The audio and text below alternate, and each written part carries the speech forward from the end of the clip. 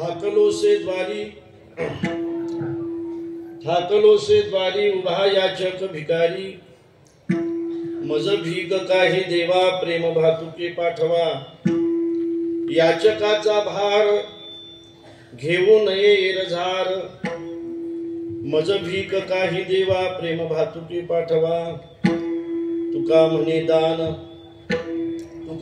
दान सेवा घेतल्या वाचून मज भीक काही देवा प्रेम भातुके पाठवा विठला महायोग पीठे तटे भीमरथ्या वरम पुंडरीकाय दातुं मुनींद्रैः समागत्य तिष्ठन्तमानंद कंदम परब्रह्मलिंगम भजे पांडुरंगम पांडुरंगा करो प्रदान। परम पूजनीय झेंडूजी महाराज, वैकुंठवासी परम पूजनीय नथुसिंग बाबा, वैकुंठवासी परम पूजनीय दिगंबर महाराज, वैकुंठवासी परम पूजनीय जगन्नाथ महाराज, वैकुंठवासी परम पूजनीय विठ्ठल बाबा अर्थात मोठे बाबा, वैकुंठवासी परम पूजनीय राजाराम महाराज शास्त्रीजी, वैकुंठवासी परम पूजनीय लक्ष्मण बाबा कोल्हे,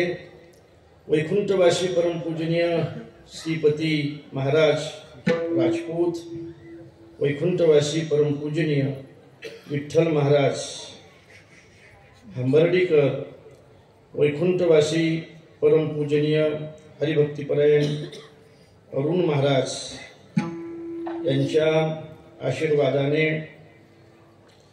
गेल्या अनेक वर्षापासून हा दौरा चालू आहे। किती वर्ष झाले कन्हैया महाराज? 68 वर्ष झाले हा दौरा नथुसिंग बाबांनी चालू केलेला आहे। आजही या ठिकाणी तो सुरू आहे। या वर्षी न्हावीकरांनी या सोहळ्याचं खऱ्या अर्थाने या दौऱ्याचं फार चांगलं स्वागत केलं। ते वैभव आपण या ठिकाणी पाहतो। त्या निमित्ताने हरिभक्तीपरायण योगीराज महाराज गोसावी श्री क्षेत्र पैठण आणि हरिभक्तीपरायण माझे परमस्नेही उमेश महाराज दसरथे या आमच्या अमृतमय वाणीतून आपण ज्ञानोबारायांच्या हरिपाठावरची प्रवचन ऐकले। महाराज या ठिकाणी उपस्थित आहेत आणि ज्यांच्या अमृतवाणीतून आपण या ठिकाणी विठ्ठल नाम जप घेत आहात असे आमचे परम नामधारक माझे संमित्र हरिभक्तीपरायण पंढरीनाथ महाराज आहेत। इकडे नरू आहेत, इकडे आरू आहेत। गुरुवर्य या ठिकाणी मोहननाथ महाराज या ठिकाणी उपस्थित आहेत। आपण आहात, सगळ्यांची नावं घेणं मला शक्य होणार नाही भागवत महाराज। सगळी प्रतिष्ठित मंडळी आपण उपस्थित आहात आणि उद्या काल्याच्या कीर्तनाने सप्ताची सांगत आहे। आजचं हे संध्याकाळचं नाही का शेवटचं कीर्तन आहे आणि या दिवशी परंपरेनुसार आपल्याला मागण्याचा अधिकार असतो आणि मागितलं पाहिजे। मला असं वाटतं की आपण मागण्याचाच अधिकार अबाधित ठेवलं पाहिजे असं नाही, आपण देण्याची उदारता सुद्धा दाखवली पाहिजे। दोन गोष्टी महत्त्वाच्या आहेत की मागितलंही पाहिजे आणि दिलंही पाहिजे। बरोबर आहे ना? मागितलंही पाहिजे बरं का आणि दिलंही पाहिजे। परंपरेमध्ये हे आहे, वारकरी संप्रदायामध्ये हे आहे। तुकोबाराय असं म्हणतात की आम्ही जो तुम्हाला काला देतो ना तो काला आम्ही अगोदर कोणाला तरी मागतो नंतर तुम्हाला देतो। घ्या रे धई आम्हाला कोणीतरी देणार आहे म्हणून आम्हीही तुम्हाला देतो। आम्ही तुम्हाला देतो, आम्हाला आमचा पंढरीनाथ देतो। याचा अर्थ असा आहे कुठंतरी मागितलं पाहिजे आणि कुठंतरी दिलं पाहिजे। एक विषय असा आहे पहा, पहिले देण्याचा विषय करू आपण, नंतर मागण्याचा विषय करू। कोणी दिलं पाहिजे? कोणी दिलं पाहिजे? ज्याच्याजवळ आहे त्याने दिलं पाहिजे। काय दिलं पाहिजे? जे आहे ते दिलं पाहिजे। धनवान असेल तर त्याने धन दिलं पाहिजे, तनवान असेल तर त्याने तन दिलं पाहिजे, आणि ह्या दोन्ही गोष्टी नसतील तर त्याने मन दिलं पाहिजे. तुमच्याजवळ तन असेल तर तुम्ही संप्रदायासाठी तन दिलं पाहिजे. तुमच्याजवळ जर धन असेल तर तुम्ही धर्मासाठी धन दिलं पाहिजे. आणि याच्यासोबत दोन्ही गोष्टी नसतील मन तरी दिलं पाहिजे. तन मन धन असं म्हणत असतो आपण. काय असते बघा, समाजामध्ये काही दुष्ट लोक आहेत की ते तन देतात पण दुसऱ्याला पीडा करण्यासाठी देतात. ते ज्ञान देतात नाही का, धनवान असतात, ज्ञानवान असतात, पण ते मला असं वाटतं की त्याचा विनियोग अभिमानासाठी करतात. ते धनवान असतात पण त्याचा उपयोग ते मदोन्मत्त होण्यासाठी करतात. हा मूर्ख आहे. पण सुज्ञ माणूस काय करतो, सुज्ञ माणसाजवळ जर ज्ञान असेल तर ते ज्ञान तो अज्ञानी माणसासाठी देतो. सुज्ञ माणसाजवळ जर तन असेल तर तो तन दुर्बल माणसाचं संरक्षण करण्यासाठी देतो. आणि सुज्ञ माणसाजवळ जर धन असेल ना तर तो सुज्ञ माणूस ज्याला गरज आहे त्याला देतो.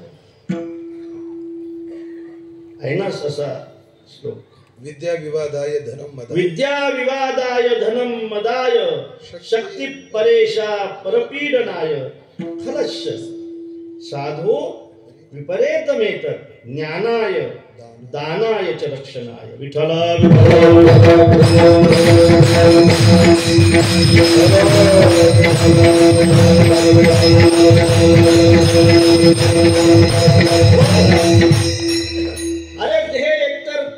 देशाच्या कारणी तरी असला पाहिजे, देह एकतर धर्माच्या कारणी तरी असला पाहिजे, देह एकतर देवाच्या कारणी तरी असला पाहिजे. त्या देहाची सफलता आहे. आणि म्हणून दिलं पाहिजे, ज्याला गरज असेल त्याला दिलं पाहिजे, जे गरज असेल ते दिलं पाहिजे.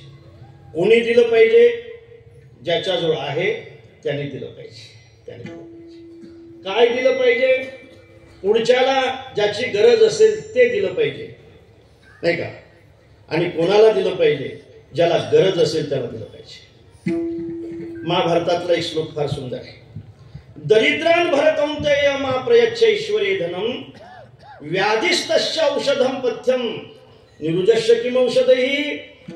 औषध कोणाला दिलं पाहिजे, औषध कोणाला दिलं पाहिजे, खरं म्हणजे आज मला दिलं पाहिजे, मी आजारी आहे. औषध त्या विनेकराला नाही दिलं पाहिजे. तर तुला काही औषधाची गरज आहे का?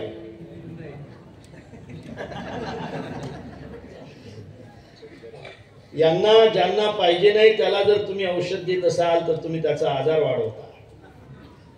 आजार वाढतो बरं का. खरं सांगतो तुम्हाला, तुम्ही सुज्ञ श्रोते आहात, जिथं गरज नाही तिथं जर तुम्ही देत असाल बबलू भाऊ तर तो आजार वाढवणारी गोष्ट आहे बरं का. लक्षात ठेवा, अनेक लोकांचे आजार तुम्ही दिल्यामुळे वाढले. विठाला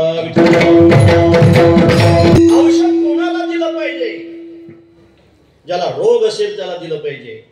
दान कोणाला दिलं पाहिजे, ज्याला गरज असेल त्याला दिलं पाहिजे. दरिद्रान भरकौंतेय मा प्रयच्छ ईश्वरे धनम, व्याधिस्तस्य औषधम पथ्यम, निरुजस्य किम औषधे.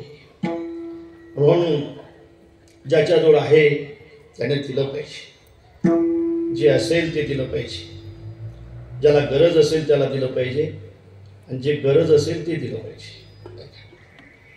बघा यासाठी माऊलींना माणसापैकी देण्यासाठी उदाहरण राहिलं नाही. म्हणून काय दिलं पाहिजे यासाठी माऊलीने जे उदाहरण दिलं ना ते वृक्षाचं उदाहरण दिलं महाराज. कशाची गरज आहे दादा तुला?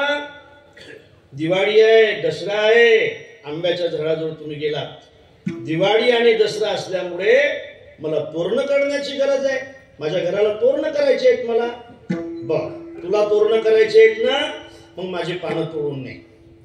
हे बघ तू पानं तोडल्यानंतर मला जखमा होणार आहेत, कारण मी सुद्धा जीवच आहे, वाढतो ते अर्थजीव आहे. मला जखमा होणार आहेत, पण माझ्या पानाने जर तुझं घर सजलेलं दिसत असेल तर तुझं घर सजवण्यासाठी मी माझ्या झालेल्या जखमा सुद्धा सहन करायला तयार आहे. पान पाहिजे असेल तर पान घ्या, द्यायला तयार आहे. बघा काय सुंदर आहे महाराज हे. तुम्हाला जर फळ पाहिजे असेल ना तर तुम्ही ताट झाडाजवळ जाऊ नका, नका जाऊ ताट झाडाजवळ. तुम्ही ताट झाडाजवळ सावलीही नसते आणि फळही नसतात. साबरी वाडी नल्या सरडा वरी फळना तू पोकडा, कास्तन झाले गडा शिडे जैसे. ताट माणसाला खूप चांगले वाटतात, पण त्यांच्या खाली माणसाला सावली भेटत नाही, फळही भेटत नाही. समजून चाला, झाड लावलेलं आहे ना त्याला फळं आलेले आहेत म्हणून पडल्या थरूची शाखा सहज भूमीशी उतरेल का. ज्याला फळं जास्त असतात ते झाडं लावलेले असतात, ज्याला अजिबात फळं नसतात ते झाडं ताट असतात. बरोबर ना. जा त्या झाडाखाली. तुम्हाला पाहिजे असेल फळ आंब्याचं, वर जाण्याची तुमची शक्ती नसेल आणि आंबा मिळावा ही जर अपेक्षा असेल तर त्या झाडाखाली अनेक दगड तुम्हाला दिसतील. त्यातला एखादा दगड हातात घ्या. तुमचा नेम जर चांगला असेल तर वृक्ष म्हणतो तू जर चांगल्या नेमाने मला दगड मारला ना, तू वरून दगड मारला तरी मी तुला वरून फळ दिल्याशिवाय राहणार नाही लेखा. कारण माझं फळ माझ्यासाठी नाही. जडन पी